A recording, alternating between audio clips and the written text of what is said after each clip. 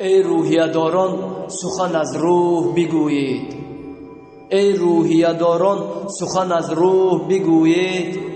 از کوه دیگر بس فقط از کوه بگویید. یک واژه هم از منزلت عشق نگفتید، حالا چه نیاز است که از اندوه بگویید. هر گوشه این خاک پر از آه و فغان است، هر گوشه این خاک پر از آه و فغان است. یک بیت امید از دل مجروح بگویید. دنیا شده دوکانچه قصابی داعش، لعنت به چنین فرقه مکروه بگویید.